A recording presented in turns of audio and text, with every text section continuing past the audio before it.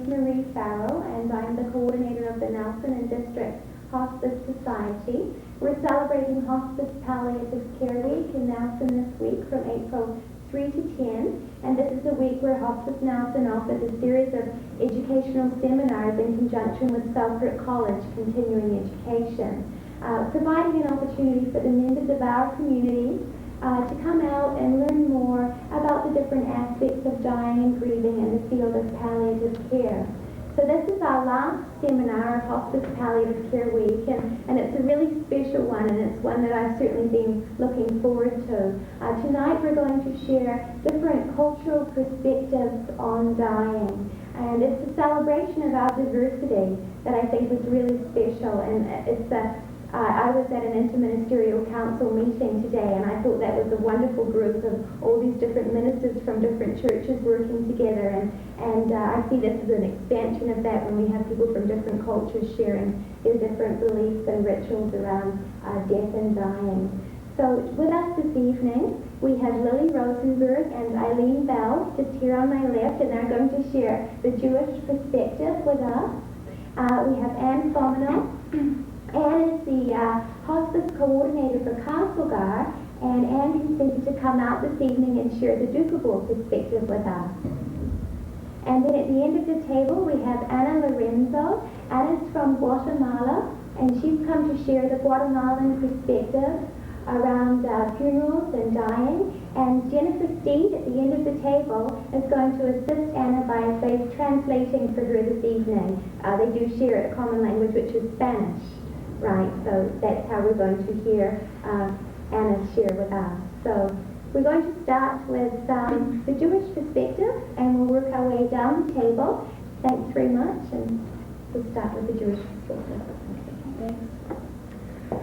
Well, I should begin by saying that neither Lily nor I are deep scholars in this area, and it's been interesting for us to be asking each other questions and looking into our past and our family experience and what we've read, trying to put together for ourselves what is the Jewish perspective on death and on dying and rituals around death. And we're left with many questions at this point, so you've seen us poring over the books that we have. But we'll try and give you some ideas of what we know. And if you have questions, please ask them, and if you'd like to interrupt and ask at any point, please do that too. That would be fine.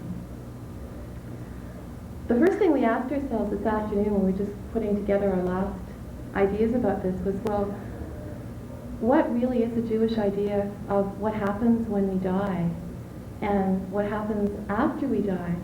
And we both really drew a blank on that one because Jewish culture is very focused on life, and there isn't really a lot of discussion about life after death or what happens after we die. There are some ideas about it. There's a sense that we don't disappear. We have a soul, and the soul goes to God after death. But it's not something that, it's not an idea that comes up a lot in our ordinary lives. It's not something that we dwell upon a lot. It's not something that's talked about much in synagogue services. The emphasis is very much on being here in this world now, and that it's a special thing to be here, and it's important to live a good life and to live in a certain way. And our culture and our religion teaches us a lot about how we might do that. And it doesn't spend anywhere near as much energy telling us about what happens afterwards. And we were trying to think, well, why is that? And part of it is, as I said, is because there's a really strong focus on what is important to us now is life and learning how to live it. And I had the idea, which I think may have some validity, that another reason is that in Judaism, for example, we are told that we should not make images of God, and part of the reason for that is that we can't possibly know what God is like. Anything we did would be inadequate, very inadequate, anything we did would be to represent God in painting or in sculpture, anything like that would be so distorted that it's better not to do it at all. In fact, it's important not to do it at all, because we might get fixed on our own creation rather than on the reality of God, which is beyond what we can represent. And I think that there may be some such idea about the afterlife or what happens when we die as well, which is we just can't know that. We know that there's a relationship with God that continues after death, but we really can't conceive from this point what that would mean. And so we don't try to represent it very much, and we don't focus on that. So that's why I'm not going to have a great deal to say about that part of it. There are many rituals around dying, and especially around what happens for the family and for the mourners after death. And these are very important, and they're complex, and there's spiritual symbolism involved, and there's also a very clearly defined and quite complex process that the mourners go through. And I think this is interesting because it does show the emphasis on life and the continuation on life and the importance of supporting the people who are grieving after death. And my own thought about this is that I was thinking about Jewish families I know in Nelson, and most of us we don't have a synagogue here, and most of us are not religious in an orthodox way. I'd say that's probably true. And probably, if there was a death in one of these families, many of these rituals might not be observed. Some of them might be, but many of them might not be at this point in time, whereas our grandparents would have observed them very faithfully. And in some ways, we've lost something through that because we don't have guidance at that time. And that's partly why we need organizations like Hospice, for example, or other organizations, because often people feel really lost after someone dies. They feel overwhelmed by the emotions that they're experiencing, and they feel isolated, and they feel that the pain that they're experiencing will never end. And there's a hopelessness that goes with that makes people really need help. And traditional Judaism tries to deal with all those problems by setting up a process and ritual and community involvement and family involvement in a way that will carry the mourner through that time. So I'd like to tell you some things about that. There are some deathbed rituals, and they're, as far as I understand, they're very simple. When a person is dying and it's known that he or she is dying, they're asked to say certain prayers. But the prayers that they say are the prayers that, as a religious Jew, they would have said every day of their lives from the time that they were very young children. It's very simple, and it's not focused particularly on dying or what will come after dying. There's a prayer which is, I guess, the basic prayer, or one of the basic prayers. It's called the Shema, and it says, "Hear, O Israel, the Lord is our God, the Lord is one." And it's an expression of faith and trust in God. And that is what you say when you're dying. And I think it's supposed to be repeated a few times, but that's the prayer. It's very simple. And it's exactly the same prayer that an observant Jew would say several times a day, every day of his life. So there's nothing special about it. Nothing special to denote that this is a prayer on a deathbed. After death, at the moment after that the person dies, a candle is lit, and the candle is supposed to be kept burning for 7 days. And what I've read is that this light is compared to the human soul. So it's a reminder to those of us who are left behind, I guess, that the soul is still alive, And when we see the candle, we are reminded of the person who died and reminded of the fact that the light is still burning.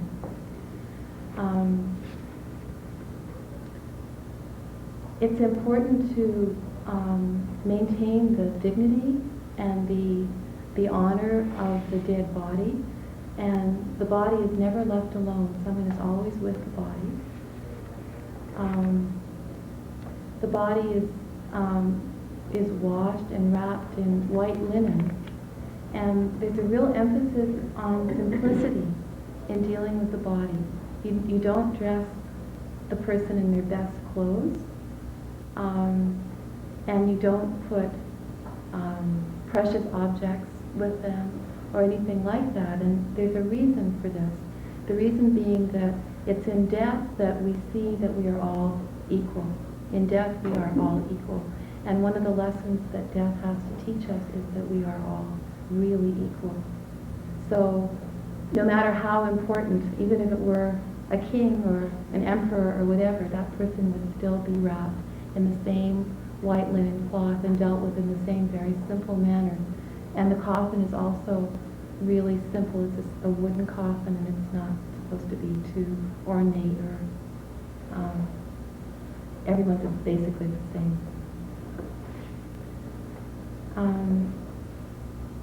See if there's something to say about that.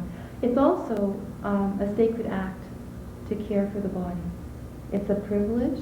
It's a blessing. It's what we call a mitzvah. And a mitzvah, as I understand it, has sort of a double meaning. One meaning is that it's something that's an obligation to us to do. It's an obligation for someone to be with the body and care for it. And it's also a great blessing to the person who does it. So it has that. It's something that you give and you also receive through doing it. So in traditional times, the people who were chosen to care for the body were very honored people in the community. And it was an honor to be chosen to do that as well. So that's the care of the body. The other thing that's really important is the care of the mourners. And a great deal of attention is given to this. There are stages of mourning that are very clearly outlined. And the stages move from the intense period of grief and take the mourner through the transition to moving back into normal life, and then finally the transition to a place where they may still be sad or grieving, but they really are healed. And in the case of a really serious loss, like the loss of a parent or the loss of a husband or wife or a child, this process goes on for a year. So it's quite extensive, and there are certain things that happen at each stage. The first stage of mourning begins with the burial, and the burial is supposed to happen very quickly. It really should happen within a day, or at least at most 2 days. And the reason for that is partly to honor the person who's died, so there shouldn't be external reasons why the person is not buried quickly. And if there are relatives who can't make it, or you're waiting for someone to come from New York, that's not usually a good enough reason to put off what is an important act in honor of the person who's died. And another reason is that it's important to help the mourners accept that death has happened.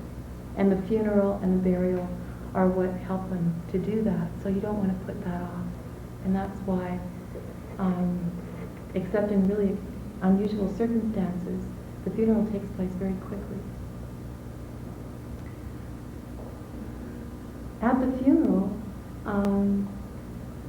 various things happen, and there are different rituals that happen. One thing is that the mourners will tear part of their clothing, or sometimes what they do is they put a black piece of cloth on their clothing and they'll tear that, and they do that to symbolize their grief. And it's an act that's supposed to show everyone how much they're grieving, and to give them, I would maybe encourage is not the right word, to give them the freedom to express how they are feeling. They're not expected to maintain their composure. They're supposed to express what they are feeling if they want to. It's usually friends of the family that carry the coffin. And again, it's a mitzvah to carry the coffin. It's an obligation, and it's a great honor and a blessing to yourself to be chosen to do that, to carry the coffin.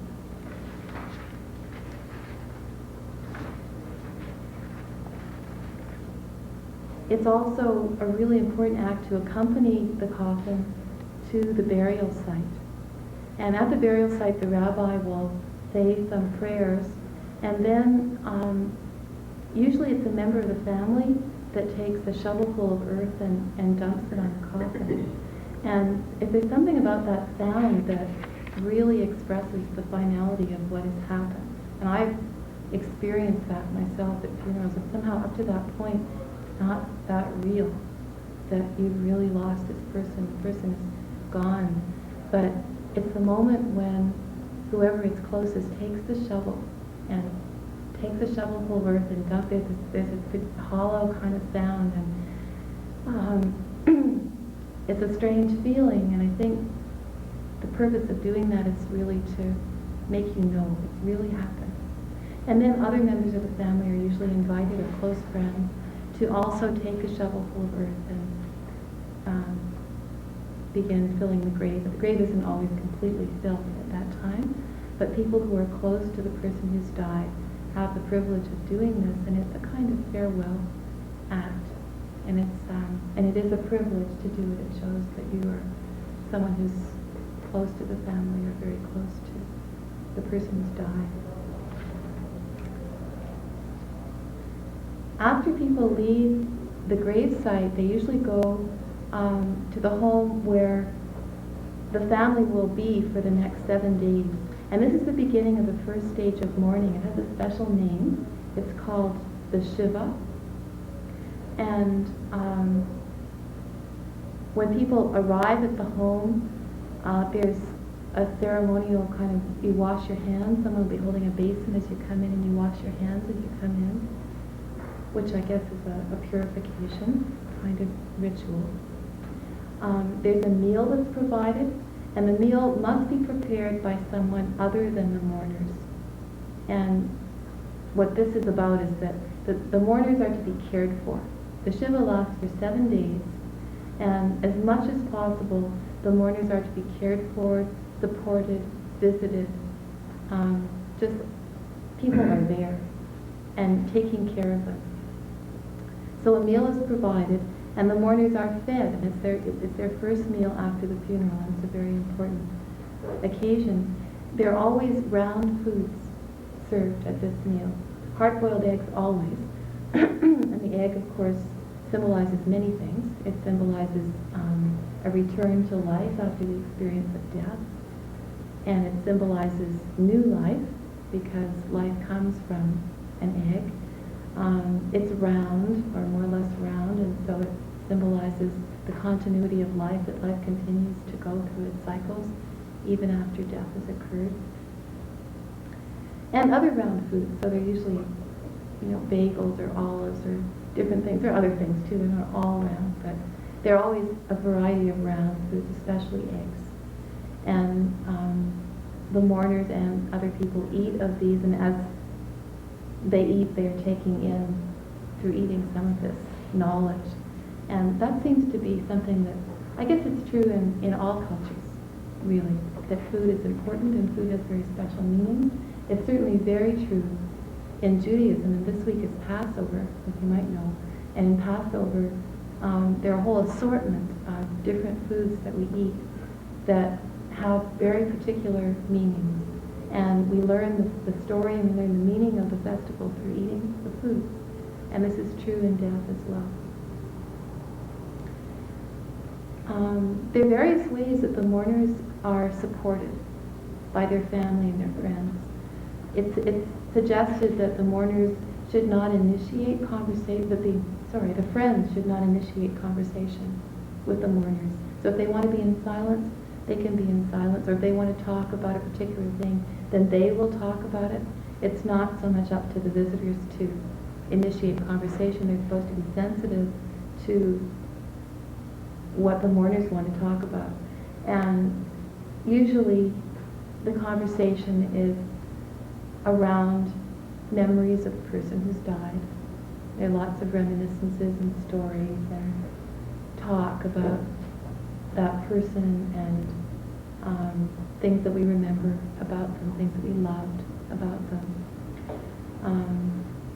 But if the people who are mourning want to be in silence, then that is also all right. And it's definitely a strong obligation on family and friends to visit frequently during that 7-day period. And I think that's important. It's important that it be set out that way, because sometimes I know when someone dies, there's a feeling of, well, maybe they don't want to be intruded upon, maybe we should leave them their privacy, and people are left very alone. So here it's ritualized that this is how it works. The mourners are in the house. They don't leave the house. They actually do not leave the house for 7 days. They're always there, and they're always together. And people come and see them. And usually there's almost always somebody there. People bring food all the time. They don't come expecting to be fed. They don't come expecting to be entertained in any way. They come bringing food and just to be there. And they know that that's their obligation to do for 7 days. So there's almost always someone there. The family stays in the house. They're with their visitors. There are various things that they do or don't do. They sit on low chairs. And that's why we talk about sitting Shiva. They're not supposed to shave or cut their hair or use cosmetics or a whole variety of ways. And they don't care for themselves very much. Usually the mirrors are covered so people don't even look at themselves. So something that happens frequently after death anyway, which is that people find it hard to care for themselves, and they might be unkempt and just not even want to brush their hair or take a shower or find clean clothes, or they just don't care about that. This is not only okay, it's actually prescribed. So there are very few expectations of that kind. They're not supposed to work, and they're not supposed to play. They're not supposed to be distracted from their grief. They are really in a place where they are with their grief for this period. And the grief is very intense, but they're in a protected place. So they're in their own home or one of their homes, and they're with family and friends, and they're cared for. And inside that protected space, they can grieve as intensely as they need to for that period of 7 days. And their prayer services every day. A special prayer that's called the Kaddish is recited.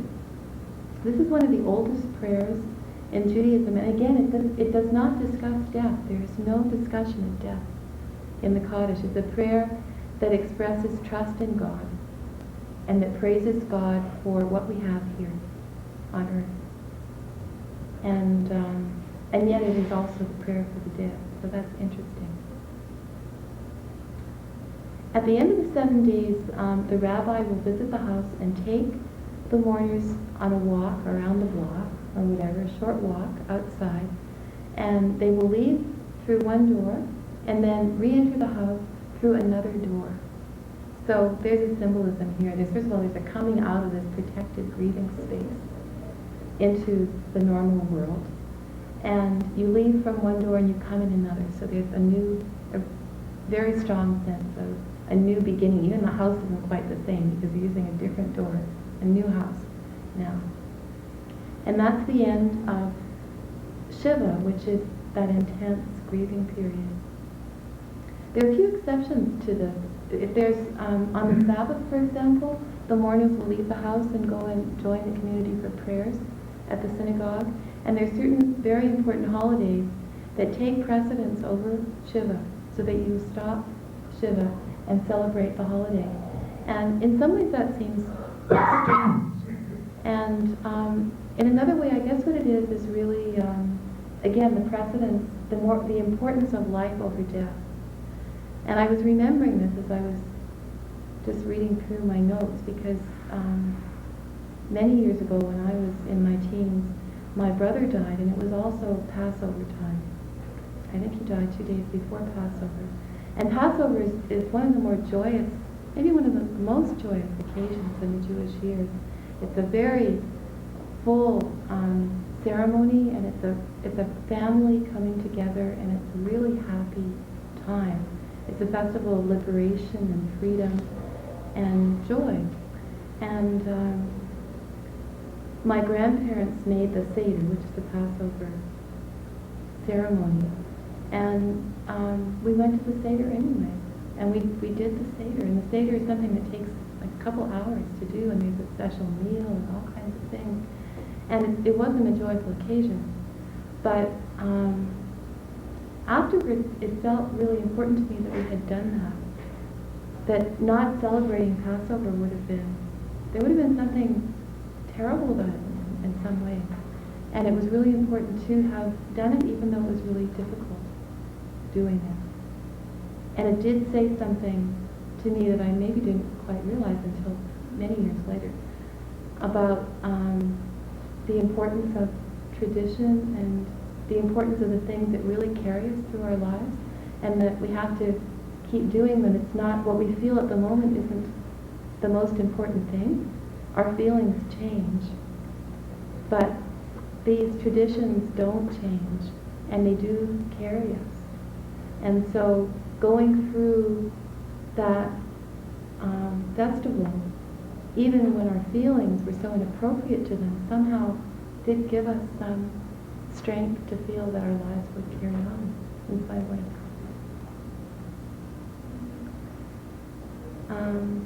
So that's the first period of mourning. The second period is called Shloshim, and it goes for 30 days to 30 days after the death, and it's like a transition period. People are working again, and they're doing things again. They don't participate in celebrations, and they observe some mourning in their lives, but they're moving back into a more normal kind of life. And the third period is the whole year period, which is for parents or children, mourning parents or children. And it ends with the unveiling of the tombstone. And through this whole period, if it's someone who's very close to you, and you are an observant Jew, you'll be saying the Kaddish prayer every day in memory of the person who's died. And one thing that I actually didn't know before I started doing some reading about this was that you can actually say Kaddish for a non-Jew, for a non-Jewish parent, or for any non-Jewish person, or in fact for anyone, although that's not normally done. And that it's considered to be a very special thing to say Kaddish, to take on that responsibility for someone who has no one else to do it for them. So it could be someone Jewish or not. Yeah. I'm having trouble with these words I don't know. I don't know how to write them down. Okay, Shiva is that first period of mourning that I was telling you about. We talk about sitting Shiva. I can give you the names of the other. They're maybe not so important to know, but this is the 30 days, and the year is called Shana. Okay, this I'd say would be the really important, that first 7 days. And Kaddish is the prayer for the dead. So, for example, if your father died or your child died, you would say Kaddish every day for a year. Or if you took it on for some special reason to say it for someone else who was very close to you or whatever, then you say that prayer for you. Yeah. A Jewish friend told me that cremation was never part of the Jewish family. Could you tell me why that might be the case? It's because of the idea that the body has to, dust to dust, the body has to return to the earth. That's just... cremation might speed up process. Cremation might speed up that process. Yeah. I guess there's a sense of not interfering with the body. Mm-hmm. So when we bury the body, we are not, and the body will decay, but it's through a natural process. We're not interfering with it. Would you say that was true? Mm-hmm. And just a sense of, I guess, the naturalness of the process of returning the body to the earth. Mm-hmm. So cremation is definitely not part of Jewish thinking. And yet, some people have really strong feelings about it. And my mother was cremated because she had always said that she hated being cold. And she'd always said all through her life that she just couldn't bear the idea of being buried in the ground. And that it would just be cold. And she knew that she wouldn't feel being cold, but there was something about it that really bothered her. And when she died, my father said, well, what do you think? She always hated that idea. And so she was cremated, and my grandparents thought, well, they weren't too sure, but they accepted that. So, strictly speaking, you don't do it for that reason. Yeah. There's a couple more things that I want to say, and then I'm really open to lots more questions if you have them. We continue to remember people who are dead even after this period, and there's structured ways to do that. On the anniversary of the person's death, we light a 24-hour candle, a candle that burns for 24 hours, and say Kaddish. And there's certain holidays that also incorporate remembering the dead and saying Kaddish for the dead. There's several actually, but Yom Kippur, I guess, is most particularly that way. And it's interesting because some of the holidays are quite festive. And I think there's definitely an idea that in the midst of our enjoyment of the festival, that we still take time to remember the people that we've lost. And there's a structured way of doing that. So what I find interesting about all this, and you may see other things too, is just that I think there's a real recognition of the nature of the grieving process. And I know there's been a lot of study of this process in the last maybe 20 years or so. How do we go through the stages of grieving? What are they exactly? And it's interesting to see that because this particular process goes back hundreds and hundreds, maybe thousands of years, that this was studied a long time ago and understood and ritualized in a way that took into account the way that we naturally move through that time. And it's very much set up to support people who are in a state of grief. So I'd be really happy to explore other things, or I know Lily has some other thoughts too. So if you have questions to ask or just something else you'd like to know about, we'll really try to answer your questions. I wanted just to say one thing about the spelling, that you might see it spelled in a lot of different ways because it's just the phonetics for the Hebrew letters. So it doesn't, you might not recognize it if you saw it written somewhere. The other thing, at the grave site is often there'll be a chuppah made of the arms of the people for the mourners and for the actual casket, I guess, what do you call it? A chuppah, like a No, canopy. but yeah. A chuppah is used at a wedding, and it's also used at a death. And at a wedding, it's built out of materials, and it's supposed to represent your first home together, so the bride and groom get married under a chuppah.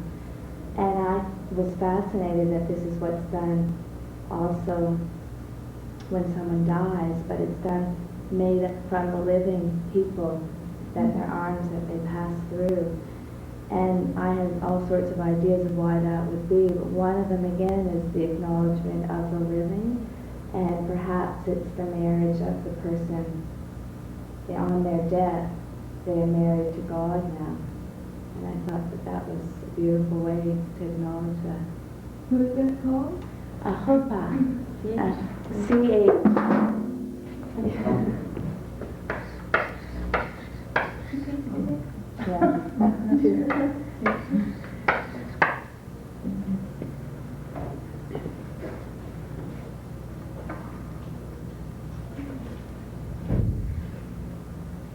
The other thing about death that I like to think of in Judaism is that we have an angel of death, and we call, whenever death is talked about in my home, it's talked about with an angel always associated with it. And there isn't a lot of fear instilled, or hasn't been in my life, around death, partially because the focus isn't on that there'll be punishment, that it's not something in our life, the way we lead our lives isn't going to determine what our death is like. We lead our lives for our lives' sake, and death is something that has an angel associated with it.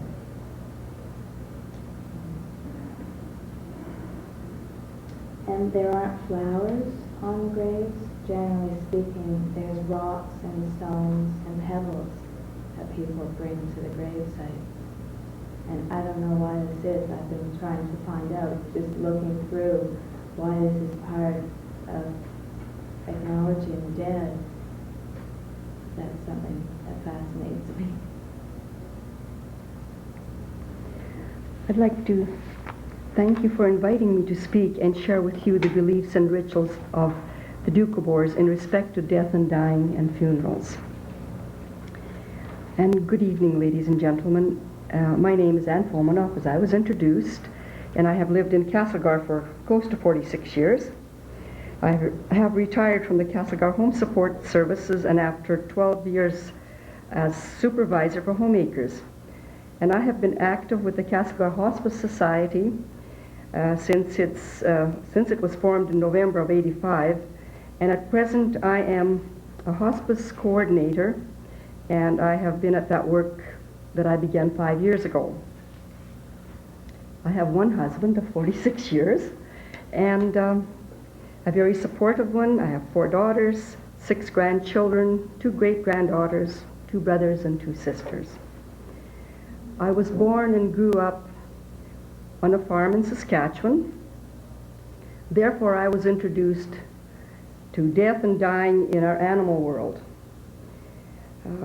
A very natural process, and sometimes it was painful. You know, mother would bring a little lamb in that was needed to be nurtured, and quite often we bottle fed them, and other times they died. And that always left an impression when an animal died, or a favored horse, but there was always some form of death on the farm. There were no babysitters when we lived on the farm. Therefore, our parents took us everywhere they went. And so we were introduced to, again, death and dying right from a very young years. And of course, at a young age, when our parents announced that someone died, regardless of whether it was a family relative or a friend, inwardly we were excited. That was as young children, that was our chance to be together with our cousins and friends, and while the adults did their thing of arranging and being part of the whole funeral process, we had our fun. We'd play outside. Summertime it was fall, and we'd run in, and the funeral, of course, was in the home. The living room was cleared of all furniture except for the coffin, the benches, the tables, the chairs, and the table with bread, salt, and water. And this is a symbol of friendship and welcome. And that is a tradition at all gatherings. So like I say, we'd come into the house and gawk at this body, and away you go again. You know, death was kind of meaningless in a sense. It was our fun time. At the time when someone died, there was always a couple of women in the community that were available at any time, and they were the ones that prepared the body, bathing, dressing it, and there were skilled carpenters that went to work immediately to build the casket. And as I said, the funeral was held in the home. Now, the funerals were such that the whole community was involved. It really was a community in grief. Everyone stopped work. They came to provide the family with, in whatever way possible, the grieving, the help. Neighbors came with food that lasted for days and days, that the family at no time had to do any food preparation. There was all the friends that they strictly took over. Our city was 45 miles away, so therefore there was, in fact, I've never heard at that point in my childhood of any practitioner coming to declare a death or anything of this sort. But I did understand that the death was reported to the local government agent.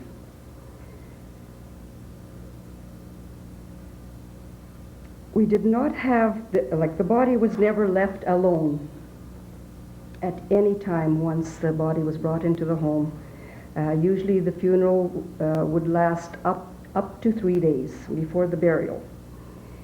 There was no funeral director, no funeral home, no clergy is involved, but the elders who conducted the service.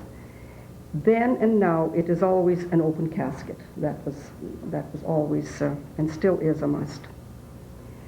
The days were filled with continual prayers, psalms, hymns, a belief to help the soul on its journey. Graves were dug by hand by grave diggers coordinated by the community.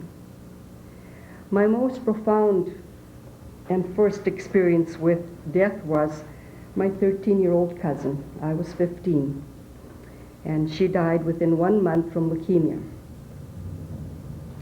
I never left that side of the casket. I stayed up all night, grieving and wondering over and over this thing called death. You know, you just could not put an answer. I still haven't got an answer for it. But that was a very, it was so hard to believe.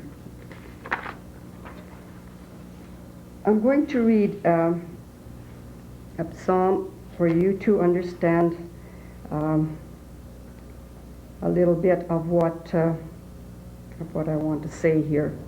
Lord, give us thy blessing. Our fatherland is heaven. Would it that our foremost aspiration were to manifest true Christianity here on earth. From earth we are all created, and from heaven we are born of spirit. All of us human beings have a part of God within us. The earth is not our permanent homeland. We are merely pilgrims on this earth. For our real birthplace is in heaven. Our physical, earthly body is not our real being. Our real being is the soul within our body. It is a heavenly entity within God's, our own eternal wisdom. We are all creations of God. Our physical body is created out of the earth, and our soul has come to us from heaven. In time, our body shall revert back to dust, but our soul shall return to its heavenly fatherland, where there is no death, no sorrow, no sin. Neither is there any mourning or hunger nor thirst. There is no darkness there, only continuous day and never-ending light. There dwell angels and archangels and all the spiritual heavenly beings. There no one ever feels any doubt as to the eternal wisdom of God and the oneness of all creation. The Doukhobours believe that God is a spirit, the creative spirit force that always was, always is, and always will be manifest in all creation. The highest evolved form of creation is a human being. Therefore, in actual fact, the human body is the temple of the living God, the temple of the soul. Therefore, Doukhobours do not permit the taking of human life under any circumstances whatsoever. They are total pacifists and will not serve in military or alternative services in times of peace or war. To Doukhobours, a birth of a child is a most significant example of physical continuity of life's creative force. Baptism with water of infants and adults is not practiced by the Doukhobours. An attainment of total conscious awareness of the universality and eternity of the spirit, life force, and every human being's rightful niche in the universe, for many of us it completely conquers the misunderstanding and the fear of death, as taught to us by the faith and example of our greatest teacher, Jesus Christ. The Doukhobours do believe in life after death and to an everlasting consciousness of the spirit, in what is referred to as God's eternal heavenly kingdom. Doukhobours have no special rites for the dead or those at death's door, except the reading and singing from memory of psalms and hymns, which are really prayers of faith in God. A belief in prayer of God's acceptance of the deceased soul into God's eternal kingdom. There is no oral tradition condemning cremation, but it is not encouraged. There are no objections to an autopsy of the body. Doukhobours do not have objections to organ transplants. Today there are some variations and beliefs, but the ritual of the funeral are much the same. Today family and funeral directors make all arrangements. Family chooses a friend or a relative that is knowledgeable to conduct the order of the funeral service. The first evening the service is open to all. At times a preference is that the family and close relatives only attend. The second and final day, the usual service is from 10 to 12 noon, either in the funeral chapel or the Doukhobour prayer home. Friends frequently, verbally, for all to hear, share some memories and expressions of grief and the loss of their friend or relative. Pallbearers are usually relatives. The final goodbyes and prayers prior to departure to the graveside are a very important part of the ritual. Expressions of grief and tears are not discouraged. The graveside service and the lowering of the casket with hymn singing and prayers, and may the earth accept the body, and may God accept your soul. The grave is filled and flowers placed, a last farewell as everyone leaves. A luncheon or meal follows.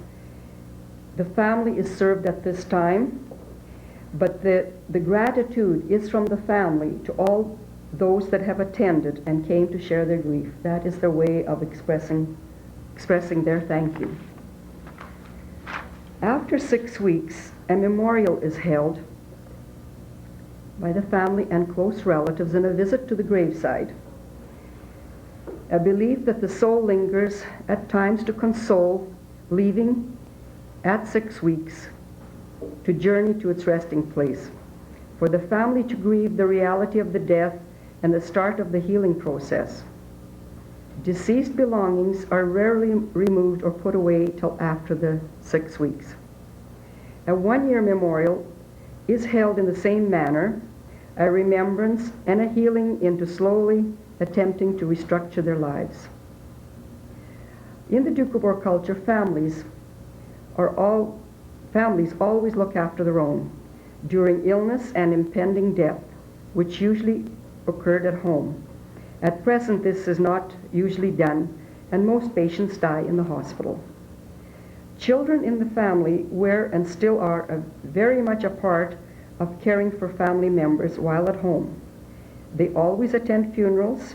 They are never forced, as their upbringing is such that it is part of acknowledging their own grief and saying goodbye, that the journey of life for a loved one is over, for the reality to set in, a normal process. Children, too, during these services recite prayers, which are taught from a very young age, and these prayers are appropriate for the different occasions, whether it be a wedding, a blessing at a formal gathering, or at a funeral. And there are no hymn books or prayer books. This is all for memory. And some are very, very long prayers, and they know them all from memory because they're taught from a very young age. One of the common responses when somebody would walk into a room, whether it was a gathering of people, whether it's a funeral, a wedding, and the greeting would be, "God bless you." The response would be, "Christ has arisen." Thank you. Can I ask a question, please? Yes, please do. I didn't quite catch what you said, after 6 weeks? Did you say that's when the soul departed, or? The belief is that the soul lingers to console, and it leaves after 6 weeks to its resting place. So that's why the memorial service, again, it's to help with the grieving process, the remembrance part. It does definitely takes you back painfully sometimes, but the process of healing, that was the reason for it. I'm wondering if the body was still attended 24 hours a day. I live by the Tagham Hall, and I see many Doukhobour funerals there. Pardon me? And I'm wondering if during the evening between the two ceremonies, is someone there with the body that whole evening, that whole night? It sounded like there was a vigil at some place. Yes, it is. Mhm. Okay, is that still the case? It actually was discontinued a few years ago, but in the Doukhobour Cultural Center, the body remains with someone present. They lock the doors, where when it used to be in the homes or prior to that, the body was there and people stayed there till, like I say, all night. But there still is, I don't know if you'd call it an attendant, that is not necessary, but in the building. General outlines for what we're going to present look like this. Anna will speak about process after someone has died of normal causes, much like the women before have shared. And then I will translate. I've got a general outline of how that process goes along. And then tying in a few of the very important points that were presented earlier, I will answer some questions, etc. Sort of back and forth with Anna with questions. Please feel free to ask me any questions also.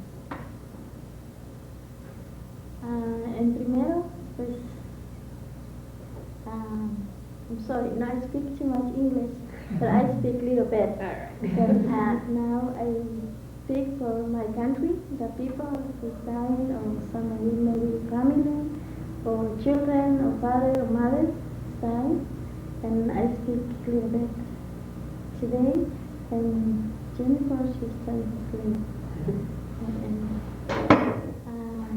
Este rato, pues, tengo gusto hablar entre ustedes, hermanas y hermanos.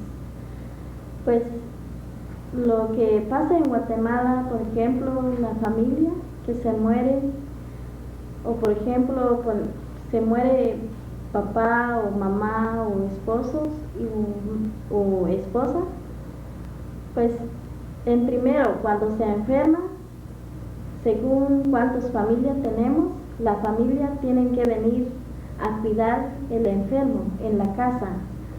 Tienen que ayudar a lavar la ropa y ayudar a cuidar el enfermo, a levantar y dar una copa de agua para tomar o darle la comida con cuchara en la boca.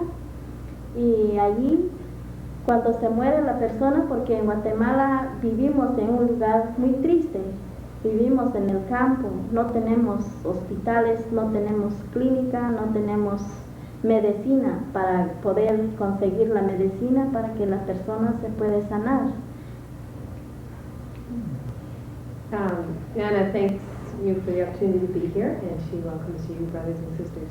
She'll speak of her experience in Guatemala. Also, it's important to remember that Anna's experience is that of a peasant person, someone from the country, and she was just mentioning that there's no hospitals and doctors available necessarily, so when a person in the family is dying and in the home, all family members take part in washing the body, taking care of washing the clothes, feeding, giving water, administering any herbal or any other sort of remedies that they might have right there in the home.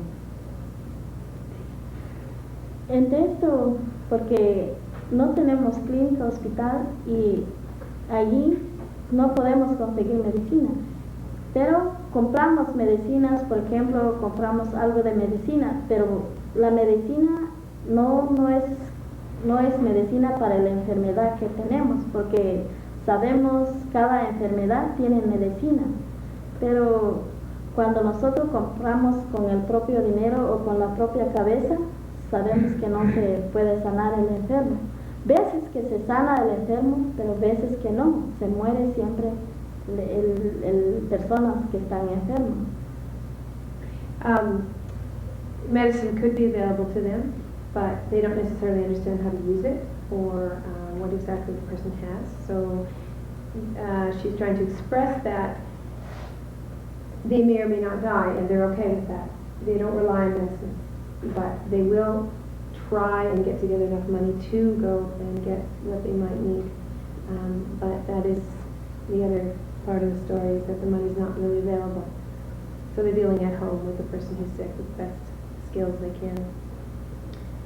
En esto, pues cuando se muere la persona, pues la familia se queda en la casa, pues cuando el mero día se muere tenemos que juntarnos todos, vecinos, amigos y hijos y todos los que viven lejos, pues llegan, traen como 3 o 5 kilos de maíz cada persona y se junta el maíz, tienen que cocer para hacer tortillas y frijoles, porque una tierra o unas personas que viven pobres no tienen cómo comprar comidas especiales para comer, pero nosotros hicimos lo que producimos en la tierra y eso es lo que comemos. In the first night that the person has died, everyone comes, neighbors, friends, children, family, from very far away often. Everybody comes to bring anywhere between 3 and 5 kilos of corn, specifically being their basic food. And they don't make anything special, mostly because, again, she's speaking from the perspective of a peasant family with little or no money. And they're coming to celebrate and to help with all the preparation of the body and to assist in any way around the house. Cuando se amanece el otro día, porque cuando el primer tiempo se muere el persona, tienen que buscar 2 personas para lavar el cuerpo, no el mismo familia le lava este cuerpo. Tienen que buscar 2 personas para lavar el cuerpo, para poner toda la ropa y dejarlo en la mesa.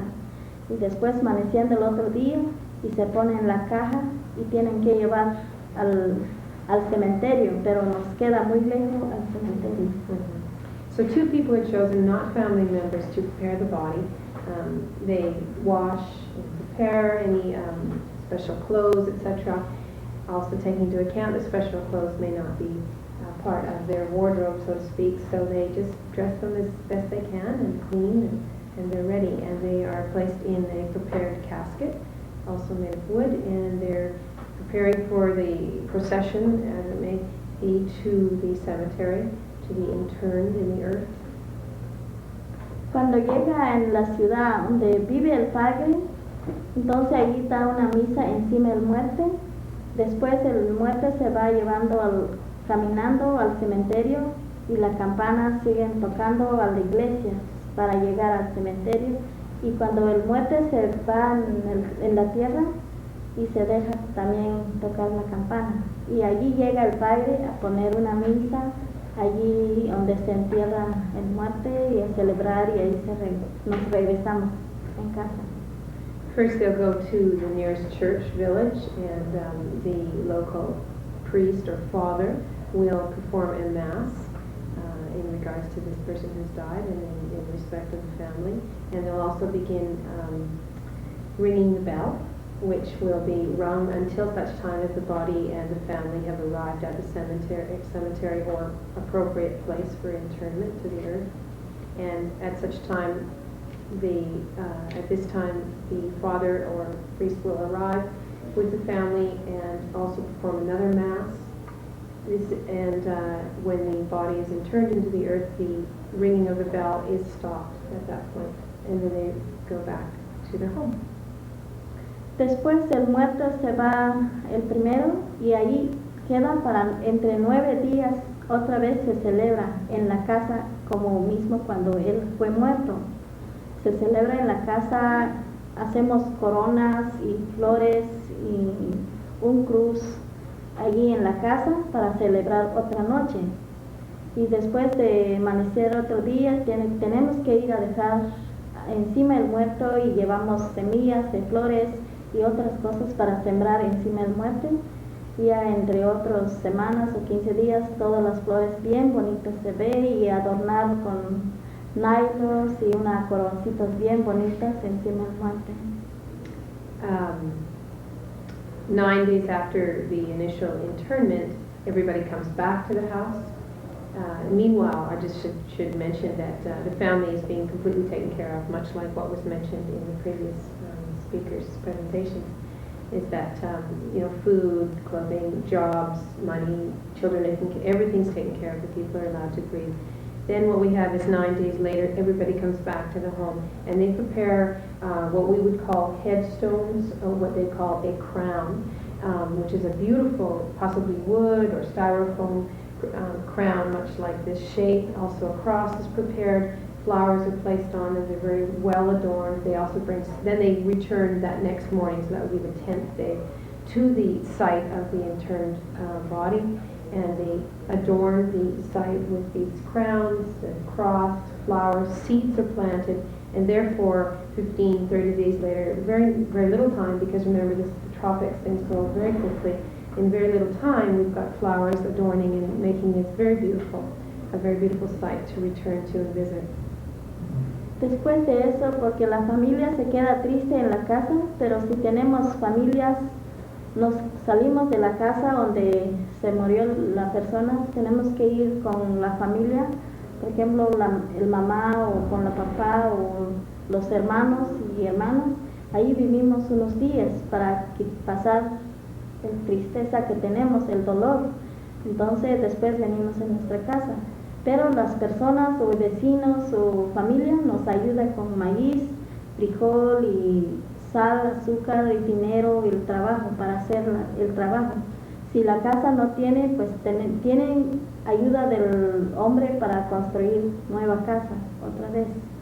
Y según la mujer, cuántos días, si es mujer, según cuántos días ella estuvo, como 1 año o 2 años, según una persona que busca otro su marido, entonces el hombre o toda la familia ya no dan ayudas.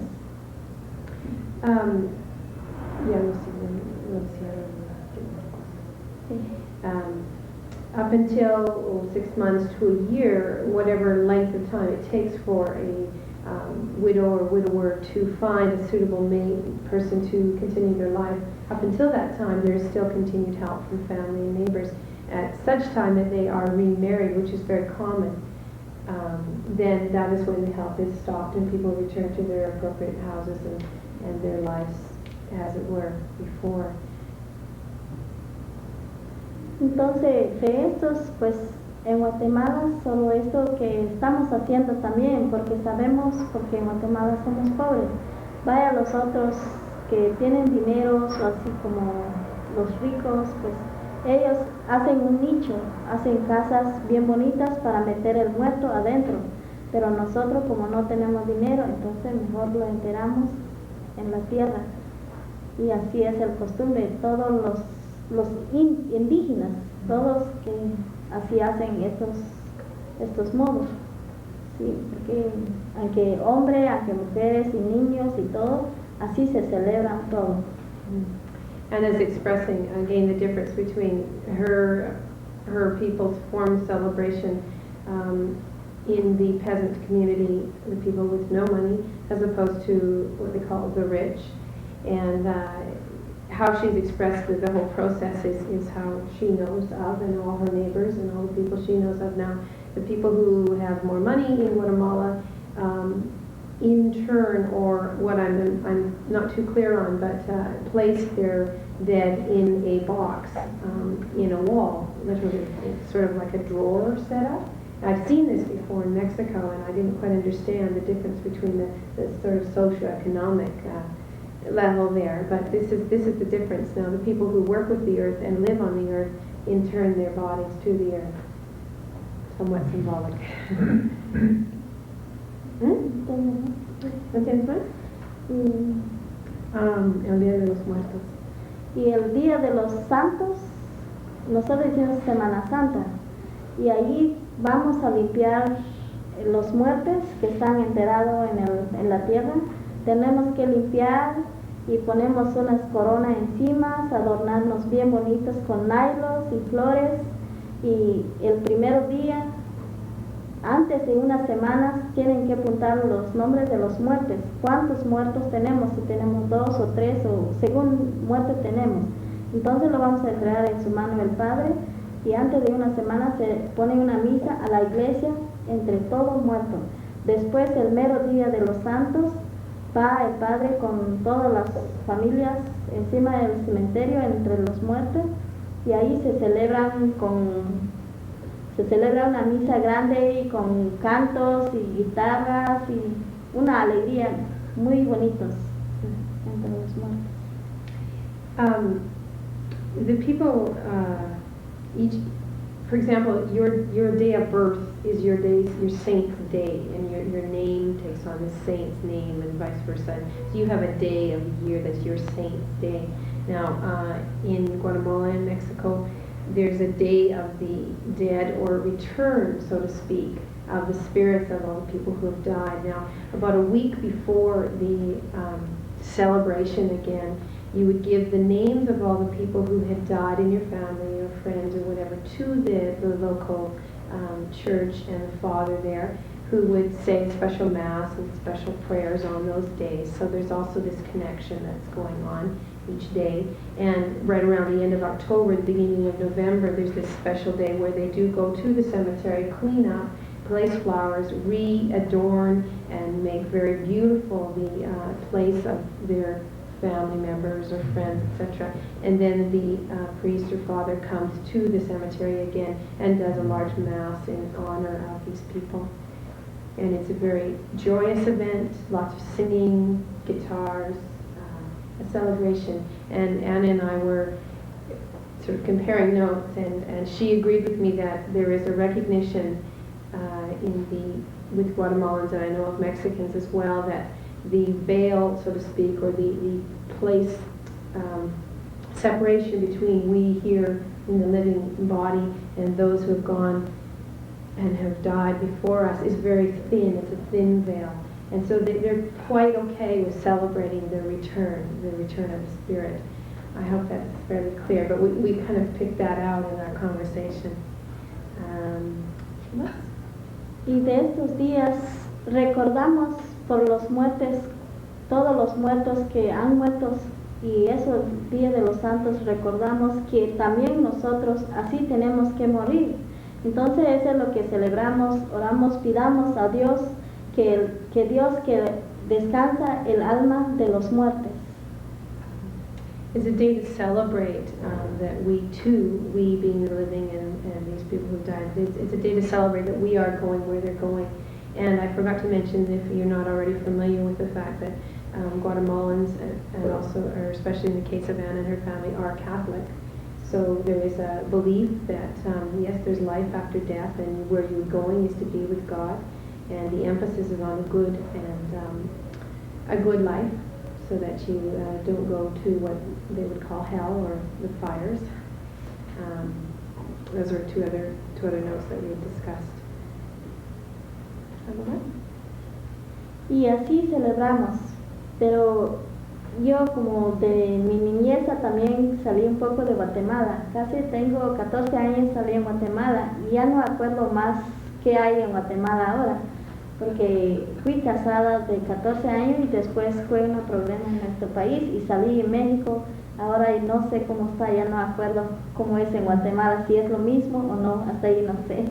Creo que sí está lo mismo. Parece que sí, fue la gente como... Yeah. Anna was expressing that, well, things could have changed. It's been a while since I've been in Guatemala, she says, and 14 years to be exact. She was married at 14 and left the next year due to extreme strife and problems in her country that you may or may not be familiar with, and has lived in refugee camps in Mexico until very fortunately coming here. Un momentito, voy a explicar algunas cosas que contaste.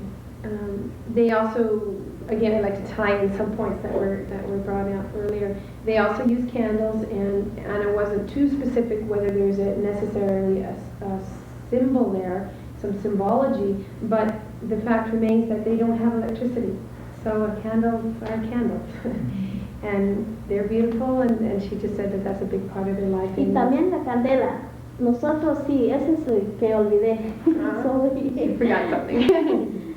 Y la candela sí, celebramos con la candela y sabemos que la candela es un luz. Es un luz cuando nosotros recibimos el bautismo en nuestra iglesia y es una luz que Dios nos queda en nuestro corazón porque Dios es un luz. Entonces nosotros celebramos la candela para tenernos un luz fuerte en nuestro corazón. She remembers now the symbology of the candle.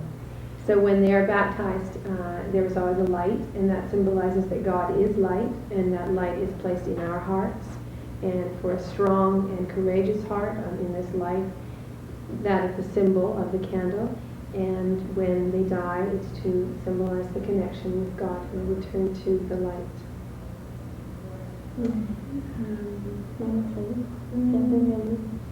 Está bien. I'm not sure that, I think that we've pretty much covered most of the points that we wanted to say.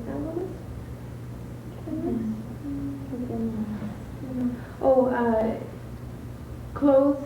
I asked her, is there any special clothing? Sort of an irrelevant question when we were talking about peasant people. But it seems like there's nothing special about black clothing, white clothing, etc. But just that more the intention and the grieving process is more recognized as opposed to what people are wearing and so on and so forth. And there are prayers said around the dying person, and they are special prayers.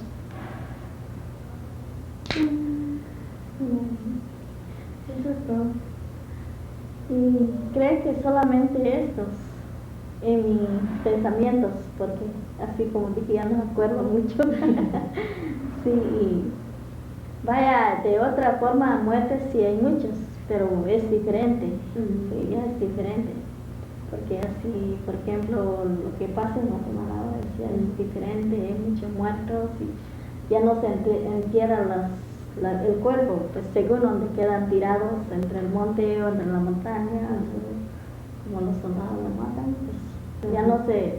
Hay cuerpos se encuentran, pues le tienen que enterrar todavía con caja.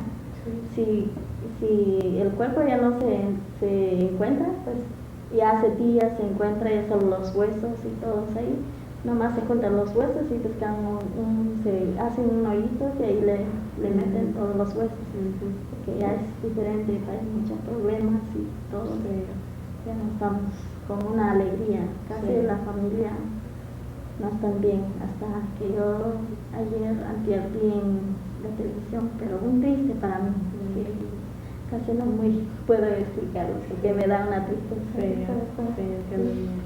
Anna was sharing again her reflection on the reality of her country right now, and just the day before yesterday she saw on the television more destruction and killing, and it makes her very sad, and she doesn't want to go much further because it hurts her heart to see her people being killed so ruthlessly and so unnecessarily.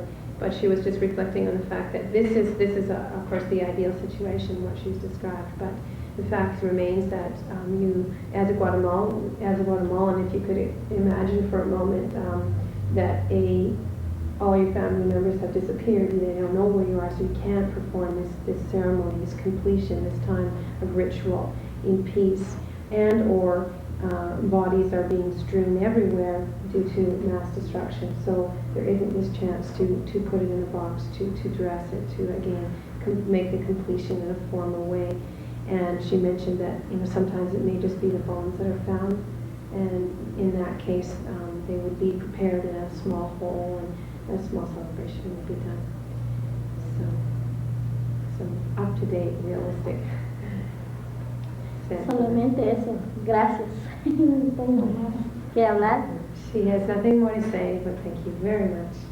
And I thank you for the opportunity.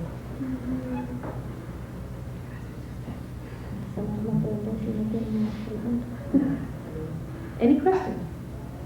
Vanna.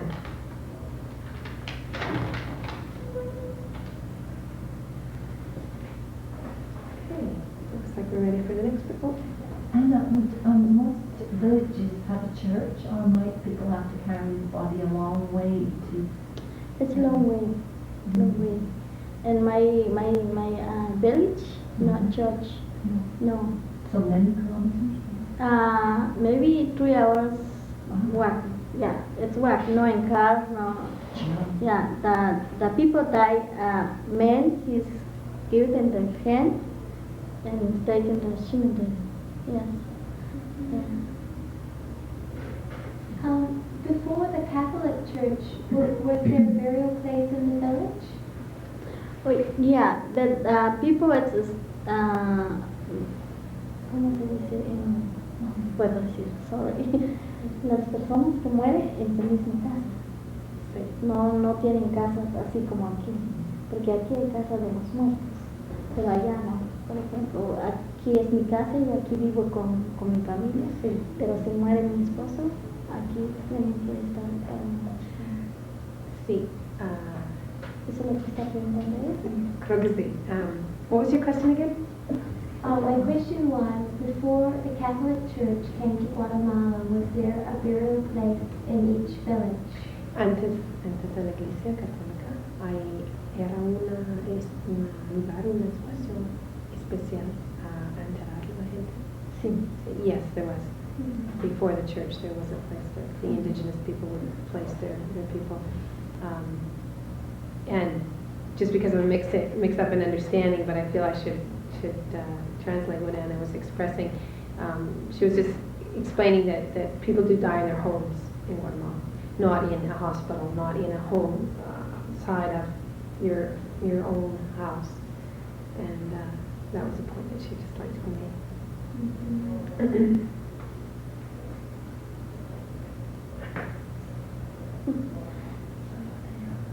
Okay. I have a general question. I've heard that perhaps the soul goes back to God in some of the belief systems.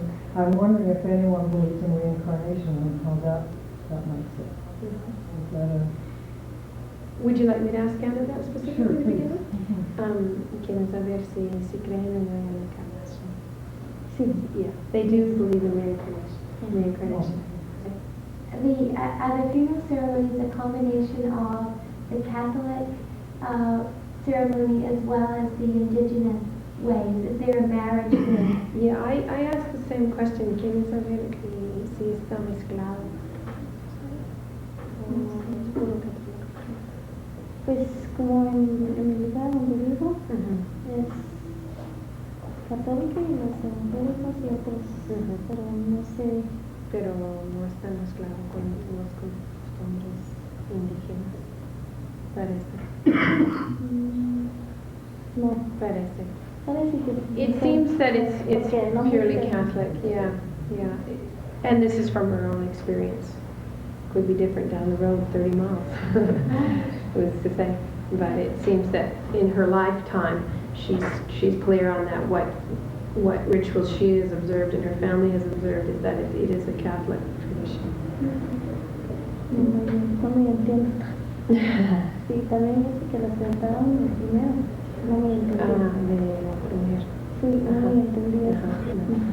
We have a correction here. A little bit, yeah. No. Pues es no. Sí, no entendí. Yeah, I think not actually. That reincarnation is not a part of her belief system or what that she's been taught. Does anyone else have any questions for Anna? Well, thanks very much, Anna. It's a real honor to have you here with us tonight. I really appreciate your sharing. Gracias, pero creo que no expliqué bien. No, I think she's apologizing for not explaining. Good. Thank you. You're welcome. So we have one more speaker tonight, and that's Glenn Weatherhead. And Glenn is the funeral director from the Valley Funeral Home.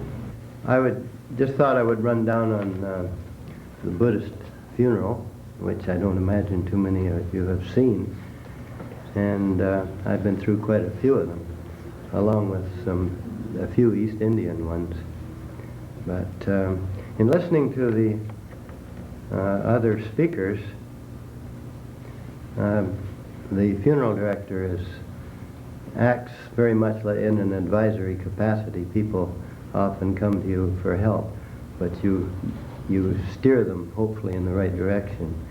You don't help them directly, because you make certain you don't get too involved, and it's a dangerous thing to do. But you can generally help them who to phone and what papers to fill out and what agency to call on for help and things like that. And occasionally a family that we run across quite often, the father dies, for instance, and the daughter arrives home and says to the mother after the funeral, "We'll take you to New York for 3 months." And then she goes away for 3 months, comes back home to an empty home, and the grief starts all over again.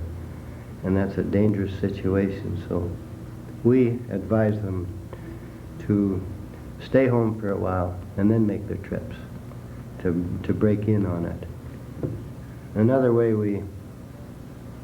we become deeply involved is someone phones, and it's usually the person that's dying that phones, and they want to talk to you, and you become involved then, and you have to continue to visit them until finally they go. And those are probably the main points that we run into. So I'll get on to the other subject. The Buddhist funeral. There's quite a few Buddhists up in the New Denver and Cusp area, the Japanese people up there. They came from the coast, and before that from Japan. And there aren't more Japanese moving in, or more Buddhists moving in, so they're becoming fewer of them all the time. The younger people are turning to other churches. So, but they have a priest in Kelowna who comes in for their funeral. And starting from the first, they call a funeral director, and he prepares the body, and they choose a casket, and he arrives generally at 7 in the evening, and the people are all there.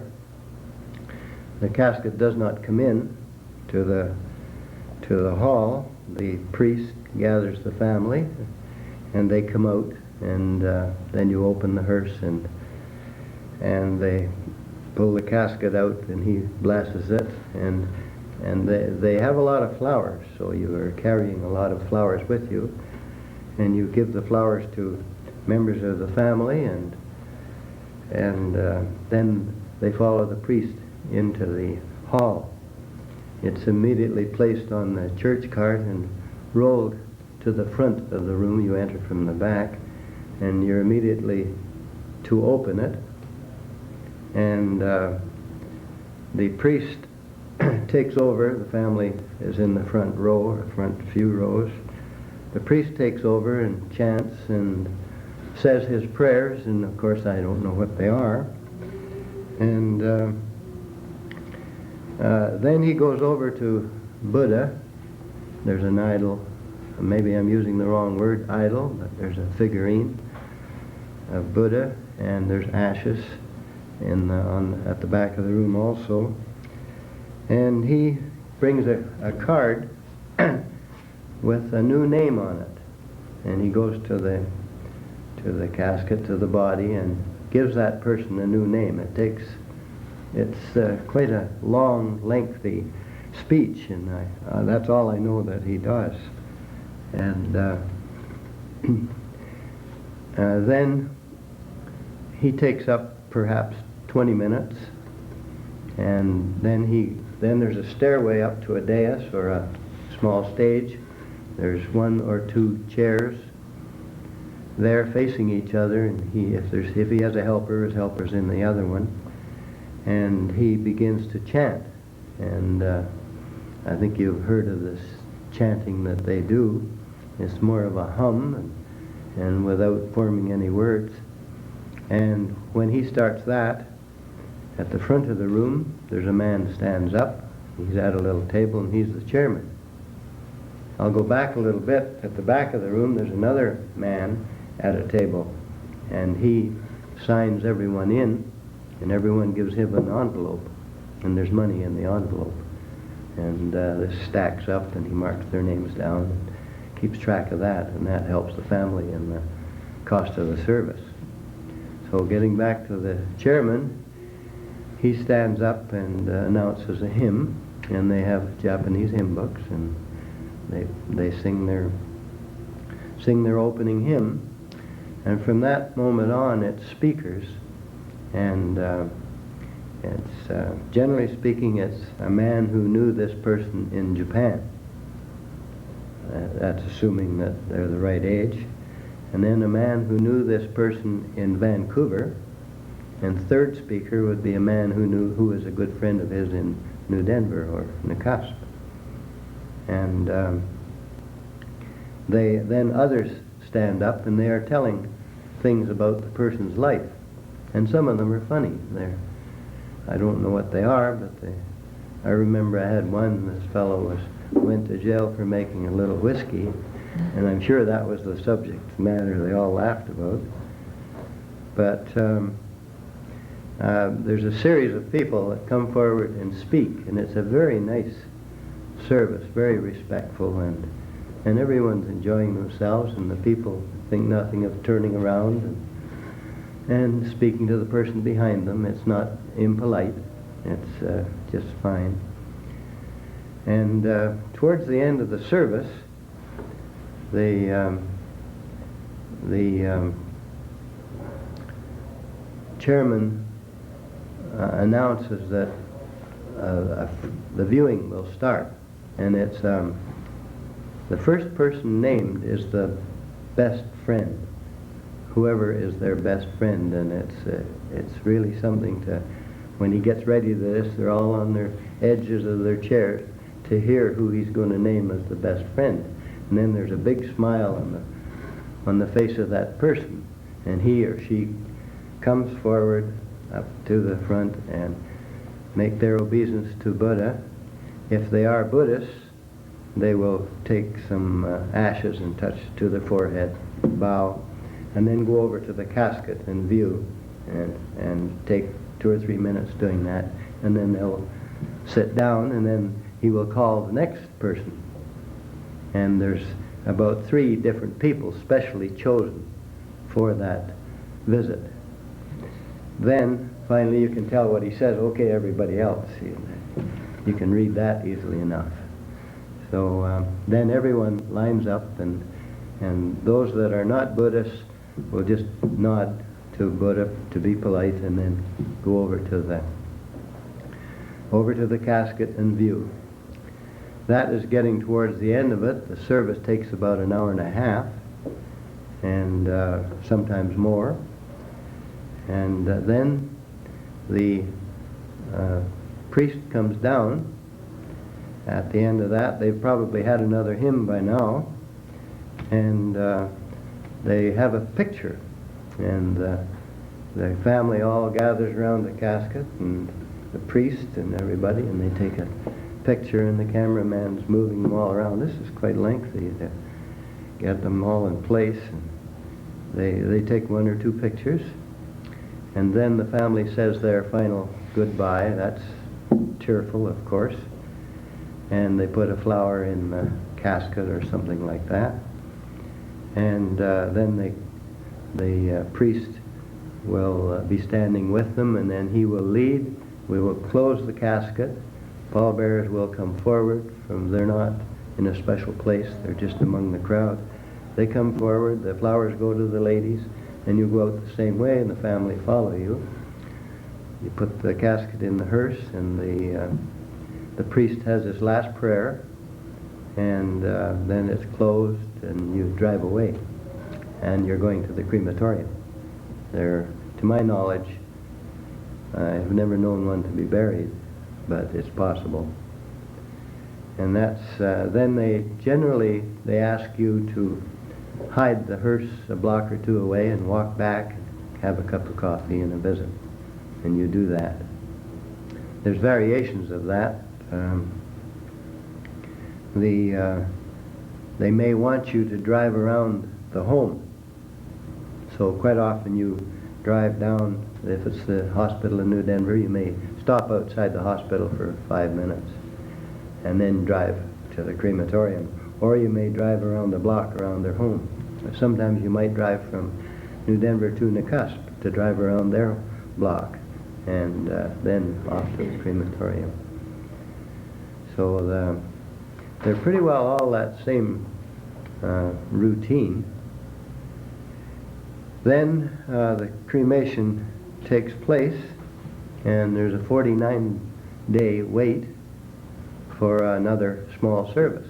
The ashes are back by then, and they have a little shrine in their homes usually, and they have a private service there. And then a year later, another one. You hear this from all religions by the sound of it. And much of the ashes go back to Japan, but not all of them. Some are in cemeteries, some are in special places where they only know. And that's my experience with Buddhist service. A very respectful, nice, relaxing service to be in.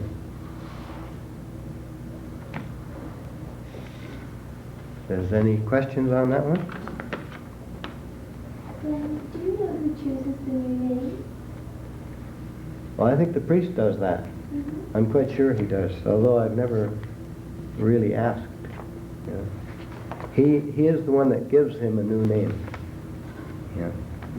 I'm quite sure it's his doing. Yeah.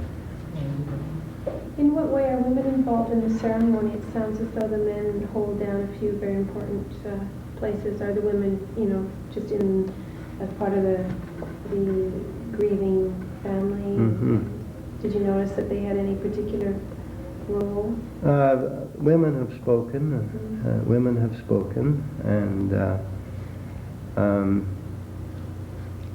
now that I reflect on it, it seems that more women take part in a woman's funeral and more men take part in a man's funeral. It's something like the East Indians do. Oh, yeah. And there are more speak at the woman's funeral. Like the 3 friends that I was saying about, they would be all women. And I haven't given that much thought, but that's what I conclude. Yeah. Thank you. Mm-hmm. Who chooses 3 friends? You were saying anxiety. Who's going to choose the number 1 friend? Oh, well, they want to be recognized as being, want the community to know that they're the best friend. Now, who chooses that person to be? I don't know. It's the chairman that calls them. So they must discuss that privately. And I don't think they're missing. I don't think they make mistakes on that. But the person is really pleased. Are the friends family members? Oh no, they're neighbors. They're just close friends, that's all. Yeah. It's a nice service, nice to watch and nice to take. No, I don't take part in it, but it's nice to view it. So the flowers that come with the coffin Mhm. are given as gifts to the people at the service? The flowers all come to the service and they all leave too. They go with the body. Oh, Yeah, the hearse takes them all away. mm-hmm. So I, just as a small bit of interest, we had a Sikh funeral not too long ago. There are very few of them around, very few East Indians in the area. But it's surprising how many show up to a funeral. This particular one, there was about 45 people, and I'd never seen them before in my life. But they go through the same process. They choose their casket. They have preparation work, and but the family comes and washes the body and dries it and dresses it entirely. That's part of the embalming process to wash it as well, but they bathe so that they have handled it and they do all the dressing. They they bring a white sheet. I know in the Russian funerals they have a white sheet that they pull over the body. They have a white sheet which is laid halfway, and they lay the body in it, and they pull it up halfway. That's how far it goes. There's some similarities there. They bring clean towels to wash and clean washcloths, etc. And they sing and chant as they are doing this washing, and the men look after the men and the women look after the women. So even the young boys are involved in it. There was this particular one, this boy was about 8 or 9 years of age, and it was his grandfather, and the others would be the sons of the men. And he was right in there, and but this man had had an autopsy, and of course, as you know, they've been opened across right down and then sewn together again, and he had to know what that was all about, and it was pretty hard on him to learn that there'd been an autopsy, and that part of it, I guess, is quite a tough learning process for the young. But they have some nice tunes that they sing. I enjoyed some of them very much. And then afterwards they give you the towels, and they say give them to the poor. So we give them to the Salvation Army. We wash them, turn them over to the Salvation Army. And then their service appears casual to us. There's a gentleman standing in front of the casket. The ladies are on that side, the men are on this side, and they all have their shoes off. That must be signifying something. And he has 15 or 20 minutes. Mind you, they've already been washing and going through a ceremony while they're washing and drying and casketing and dressing and all that. Then the service itself is only about 20 minutes. And then they have to leave in time to be at the crematorium at sundown.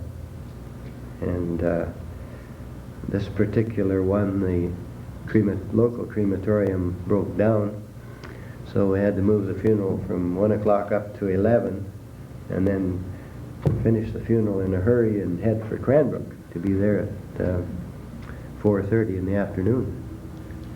That was a bit awkward. And the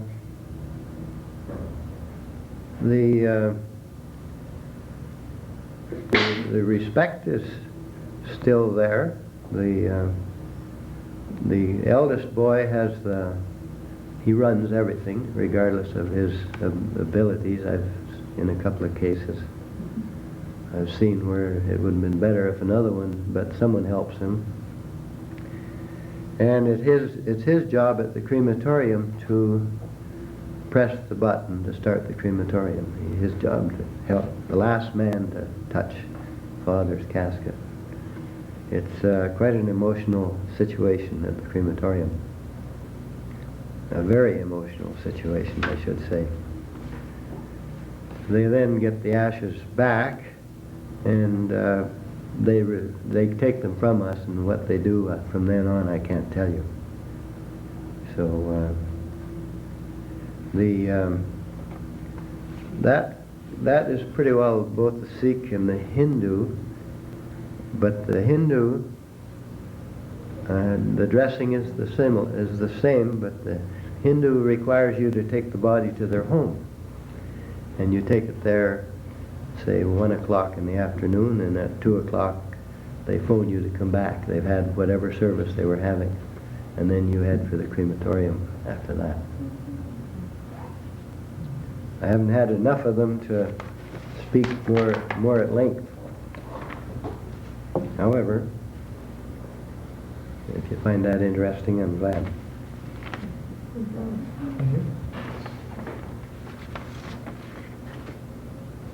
questions for Glenn?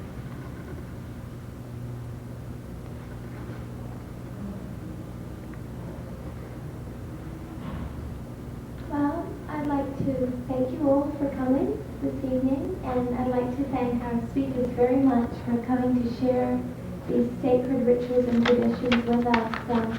I think we can all see from the history of these rituals and traditions and how we follow them for so many years, how important they really are for us in the grieving process. And I also think that it's really sad in society today how we've come so far away from our respective churches that we no longer follow these kinds of rituals and traditions. I was at a wonderful seminar this Sunday with Dr. Nancy Reeves from Victoria, and she's writing a book about ritual and tradition. And she really emphasized to us that while we might not have our cultural traditions and rituals here for us, we can create our own. So we needn't go away from an evening like this feeling as if we don't have anything to belong to and we can't have these kinds of rituals of our own. I think that we can create our own rituals too in saying goodbye to those that we have loved if we don't have a particular religious path to follow. So, on that note, I think it'd be nice to end the seminar feeling that although we may not have this cultural richness, that we can create that in our own lives. And I'd like to thank you all very much for sharing with us this evening. It's been an honor to have you all here. Thank you for the invitation.